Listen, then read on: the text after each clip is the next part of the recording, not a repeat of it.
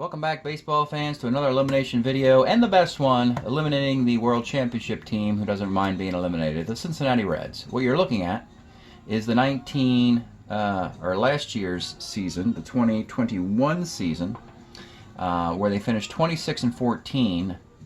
They were the #1 seed of the National League a year ago, and they lost in the first round. They went one and done, losing in the divisional round in 6 games to the wild-card San Francisco Giants, losing Game 6 on a walk-off grand slam by Willie Mays off of Clay Carroll. Carroll had a scoreless regular season, but got knocked around a bit in that playoff round. But still, Clay Carroll was in the All-Star game. They were led offensively. Tolan at the top, 354. In a full season with 15 steals. Billy Canigliaro and Bernie Carbo were a very potent platoon in left field. My goodness, and both guys campaigned to be everyday players. They would have combined for 39 home runs. A two-headed monster as a lefty and a righty. Tony Perez had a nice batting average, but only 6 taters. Johnny Bench was a story as he won his second consecutive MVP a year ago with a 3.9 average, 20 homers, and the stunning 57 RBI in just 40 games. Lee May had a nice year, 298, 11 and 28. Rose at 281, a little bit down. Once you get past the 15 stolen bases of Tolan, that's all you get on this team. Again, this team won so many games comfortably, they didn't really accumulate a lot of eye-popping stats because they ended series, only played 40 total baseball games because they didn't extend series to multiple games. Pitching-wise, Jim Maloney was the big story as the #3 starter. He was 8-1, overachieving with 1 complete game and an ERA of 3.33. Rest of the starting pitching was so-so at best. Don Gullett was the only guy who could pitch on 3 days rest, and he struggled, 4-7 with a 4.13 ERA. And Gary Nolan got the 6-2 wins, as any guy pitching on a winning team would get, but a 4.19 ERA as well. Bullpen was great, though, with Granger and Gary Ross and Clay Carroll doing a nice job there. It led to a 3.91 ERA and a 2.88 batting average. They scored 248 runs, but they gave up 175. That's pretty darn good in just 40 games. But now let's take a look at what they needed to do to win the World Series a year later. Their ERA improves, batting average about the same. Lee May led the club in hitting, and that was a late season, postseason, and playoff surge. He had the 9th inning game-tying homer off of Vida Blue that tied Game 7 of the World Series. And Raleigh Fingers came in and faltered for the A's, and Bernie Carbo got the winning hit. Tony Perez sort of replaced Johnny Bench. They flip-flopped, and now Perez was the most valuable Red. Didn't win the league award. The league MVP was Hank Aaron. But Tony Perez, his card hits 317, and he hit 317. 20 homers, 51 RBIs in 50 games. Pete Rose improved his average and stole a base. That was in the World Series. Had 5 home runs. He had power. Plenty of it in 1970 with MLB. He had 15 home runs. You see, Bench's numbers are down a little bit, but he's the most valuable player, so down a little bit only means he's back into the Hall of Fame instead of the Hall of the Gods. Now he's just a Hall of Famer. 13-45 with a 287 average. Tommy Helms, nice improvement to a 284 average and a big World Series performance. And great to see Tommy Helms get a World Series ring before the Reds would start giving those things out in the middle of the decade when they had Joe Morgan and George Foster and Ken Griffey and Dan Driesen and the rest. Carbo again, 1 more year with that card. John Vukovic was brought in to the team as a 1/3 baseman to back up Tony Perez. That was his only role. Hit 166. The fact that he hits 254 is a bonus. Concepcion got his 73 card into the play, mostly for his range and some stolen bases. You see now they have 5 different guys stealing bases. Bobby Tolan really fell off. to a 245 batting average with just 9 stolen bases after a brilliant year a year ago. The remaining 3 guys, all below the Mendoza line, but they were all utility players anyway. When we get to the pitching, the leading winning pitcher is your World Series MVP, Gary Nolan, who won 2 World Series complete games, technically matching the prowess of Vida Blue. Vida Blue had 3 World Series starts, only finished 2 of them because he was pulled in the 9th inning. But Gary Nolan got 2 World Series complete game victories, and that gives him the MVP.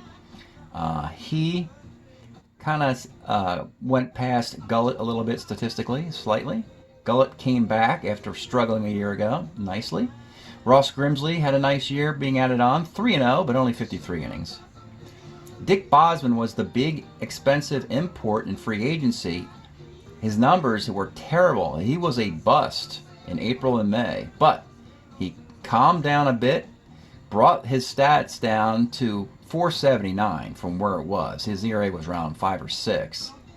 Had a complete game victory in the divisional round against Houston, and got a couple no decisions in the World Series that Wayne Granger picked up vulture wins. So the 3 wins that Wayne Granger got, 2 of those were when Dick Bosman started in the World Series. Granger's stats were the worst of any reliever on the team. Clay Carroll, one more note for him. Again, he did not give up a run in the regular season, but he gave up 6 runs in the postseason tournament and playoffs.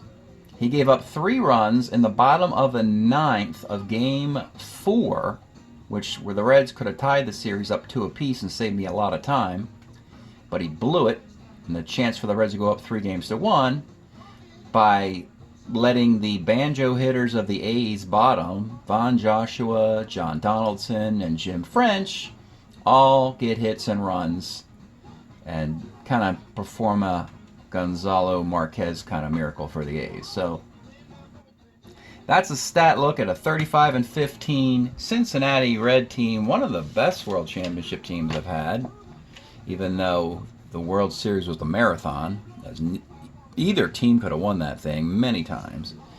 So now let's take a look at the 70 Cincinnati Red players who will have to go away. And this will be brutal because much like the New York Mets a year ago, you can't keep everybody. You know, you can only keep 4 guys of your 8. You got to put 2 on waivers and retire 2. So they might be trading some of these guys since they already got some rings. So here are, oh my goodness, here are your 8 1970 players. And, well, 3 of these guys look obvious, right? We know 3 guys are definitely keepers, and they're going to have to make some tough choices. Let's see who's already coming back.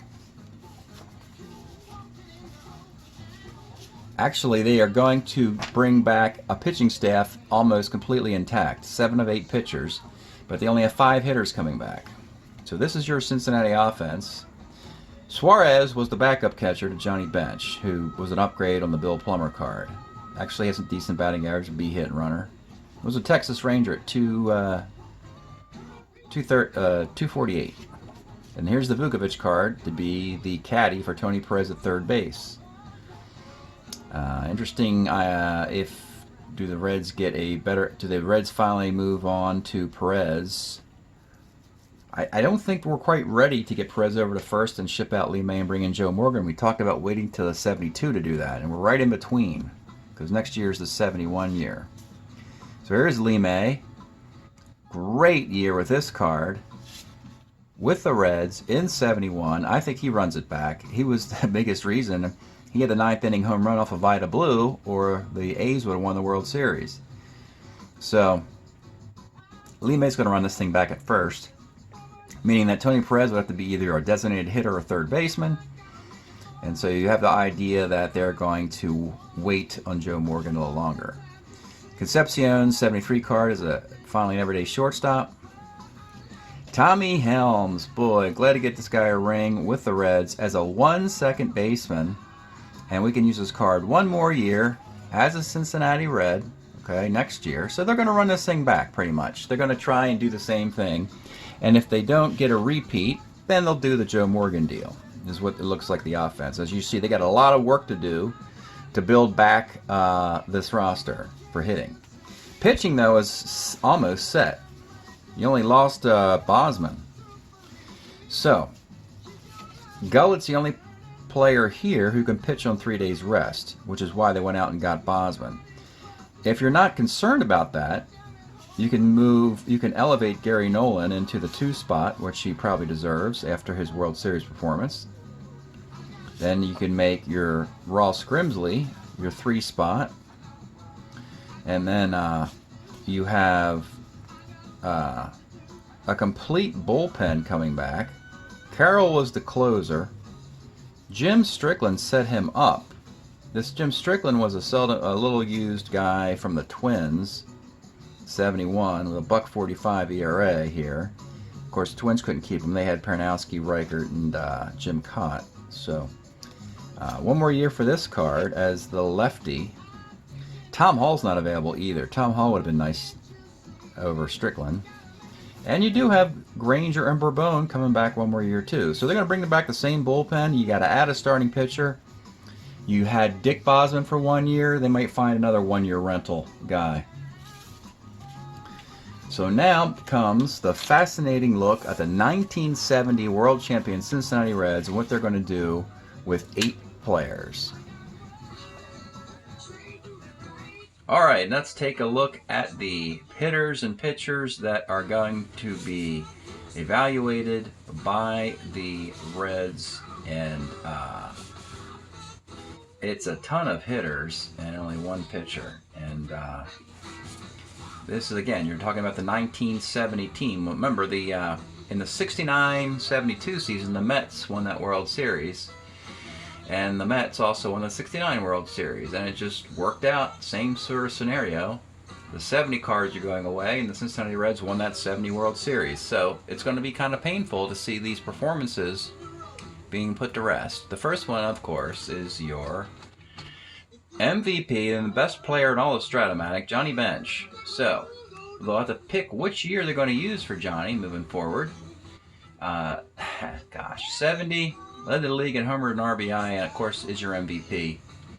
And they could go right to a 72 year, skip 71 where he strode a little bit, 238, and you're going to go with a 72 MVP card, or you could elect to go to the 74 card, but I think they're going to go with a 72 MVP card. Makes a lot of sense.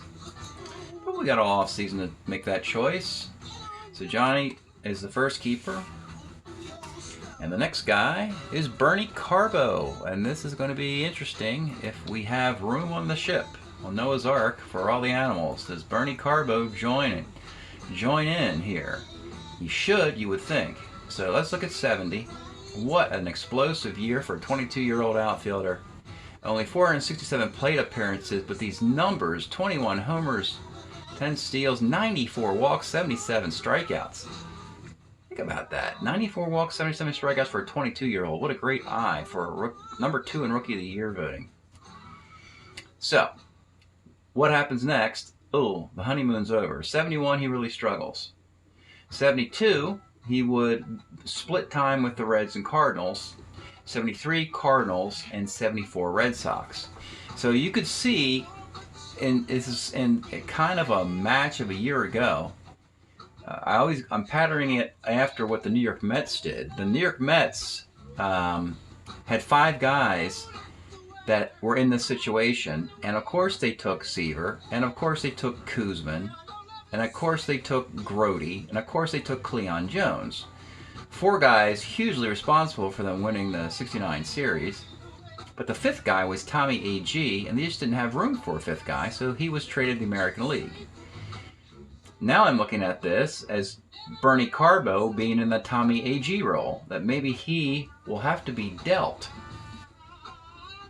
So right now, I'm going to make him a keeper, and for as long as I can, until it's time to say we got to make a trade.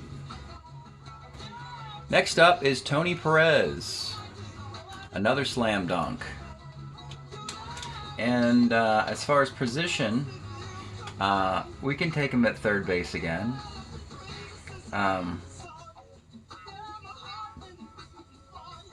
He plays that position in 71. You have 71 Lee May. You're in a weird situation, though. You're forcing the Tony Perez to be your third baseman, where performance-wise would suggest that he does better in 72 and 73 once he is over at first base.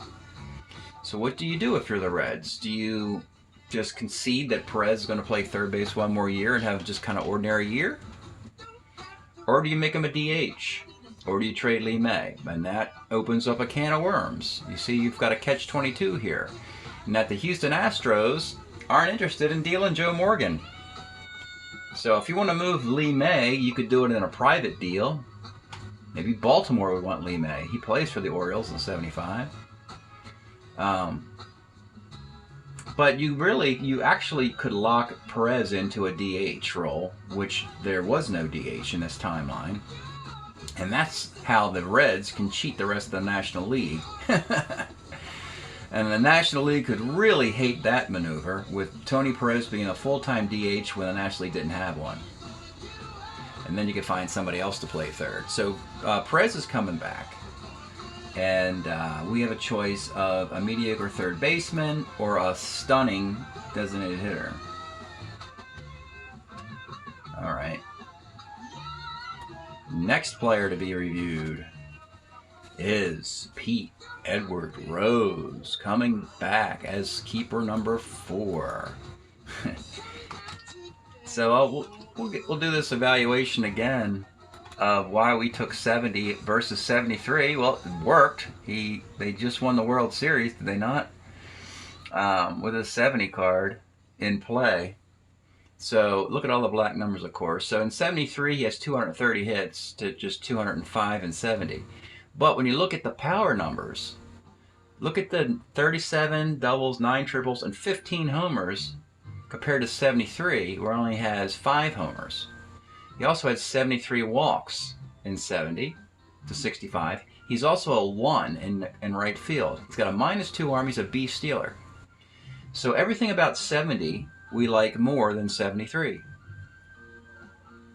So he finally gets an MVP in 73 because they, gave bench enough of them and Perez, and you get the idea. So I guess it was Pete's time to finally get one.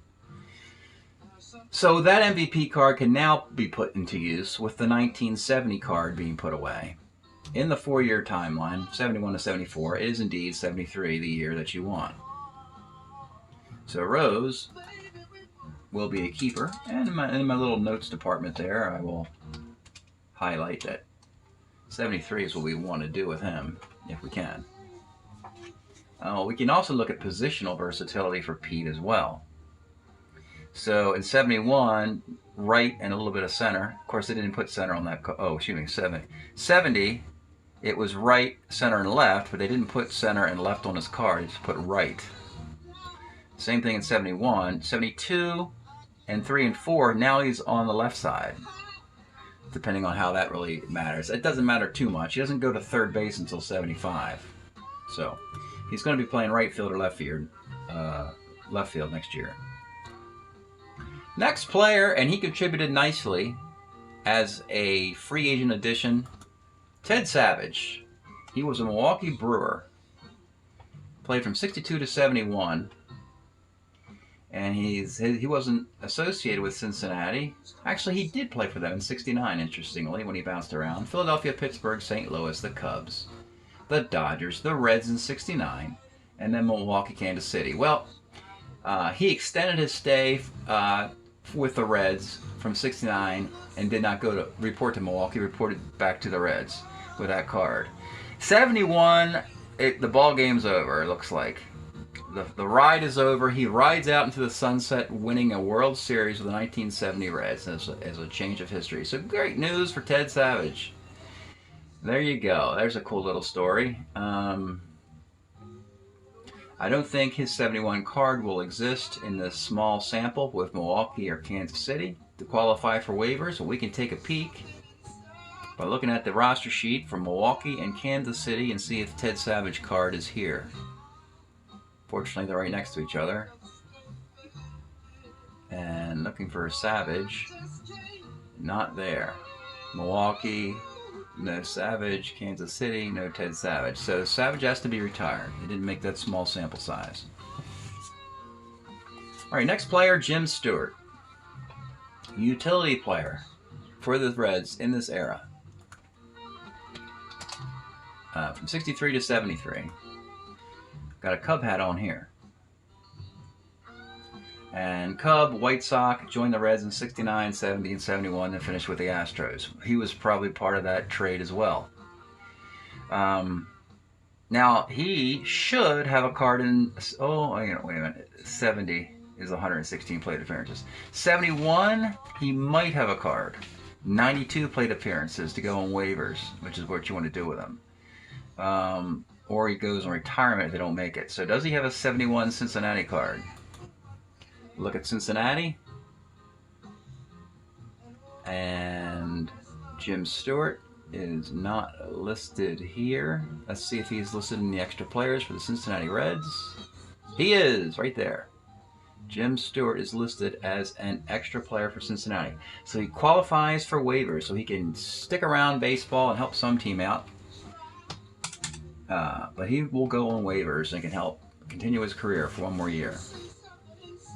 Next player, Bobby Tolan's magnificent 1970 card is over with. And it's time, 65 to 79, to find another year for Bobby. Now we know we got Geronimo in the pipeline. We got Geronimo, we got Griffey and Foster.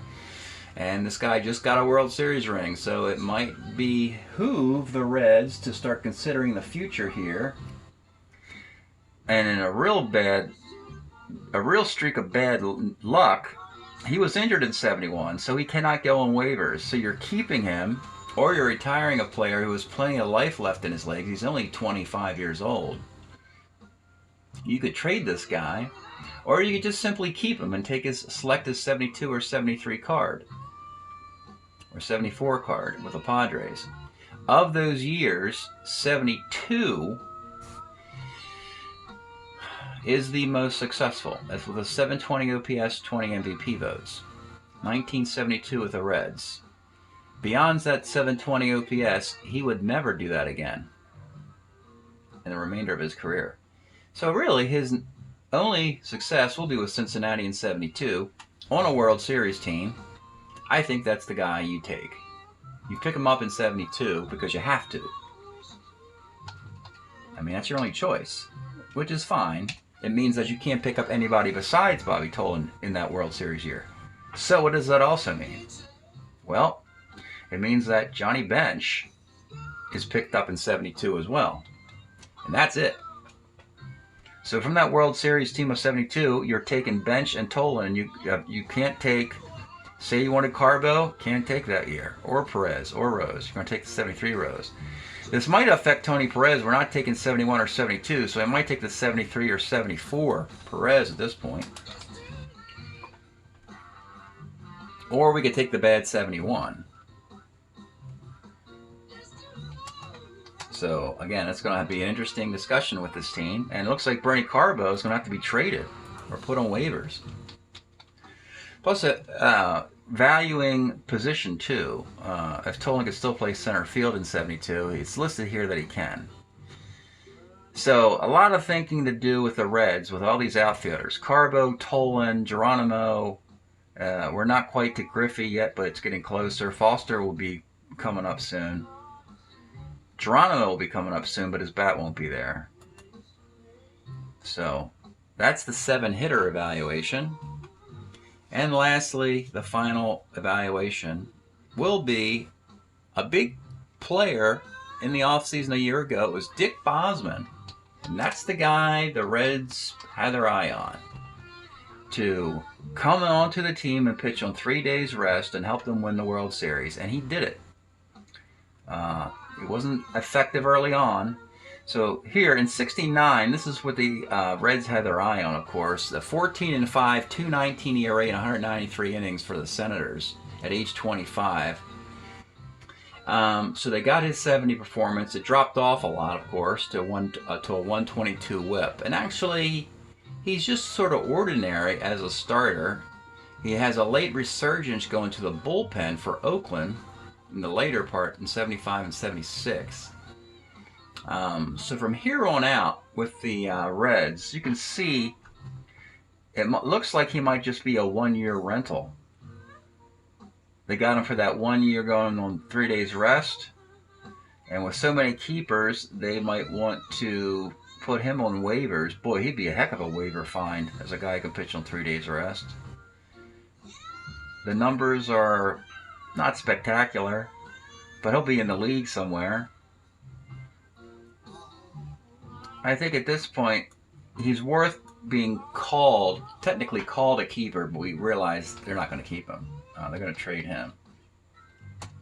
And so there you have the Reds. I know this is going to be painful. They have 6 keepers, a 1 waivered guy, Jim Stewart, and a retired guy, Savage. And of course, on the keeper list, you have to prioritize Bench and Perez and Rose. And I think it's Bobby Tolan. I really think he would bring you more value than Carbo. That's what they're going to have to split hairs on. Do you value Tolan or Carbo, or do you want to run back another Dick Bosman? I don't think you run back another Dick Bosman. He gets worse and worse, right? He goes from 219 to 3, and then from here on out, it's 373, 363. So I let Dick Bosman go and let him travel. Find a job someplace else. That's it for the evaluation of the Reds. And with that evaluation, we can also go to the grand total of evaluations. Take a quick peek at this. And when you keep, waive, or retire a guy, a number gets added up here. And the league needs to keep this number, 1286464. What that means is you draw a line after 128 and a line after 64. It means your league is keeping 128 guys, waiving 64, and retiring 64. When you add it all up right now, here, this is where we're at. 147, 48, and 61.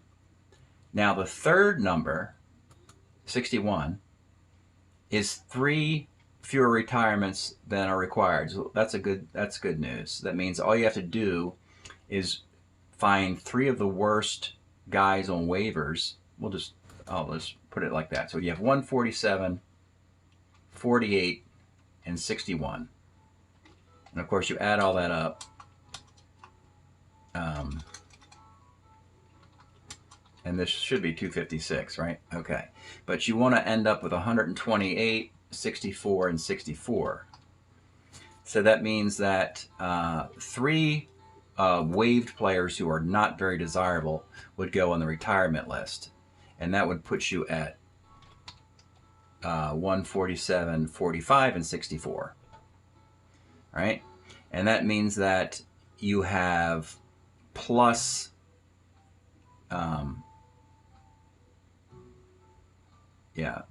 you need to get this number here. It's a total of 19 guys. So 19 guys who are considered keepers, of which we just mentioned Dick Bosman was one of those guys. You subtract 19 and add 19, and you get your 128, 64, and 64. So that's the shift. That's what the league will be doing in the off season.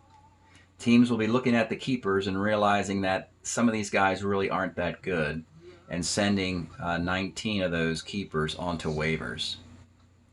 That's a good sign. That means you have 19 baseball players that are liked, that are appreciated, and don't want to be put on waivers, but are forced onto that list. So you want a talented waiver pool, because that all 32 teams need to look at that. And the talented waiver pool is how those expansion teams, the fictional teams, get better. And you see only 3 more guys need to be added to retirement. And the fact that we're so close already, you don't want to exceed 64 retired guys, because they disappear. They're gone forever.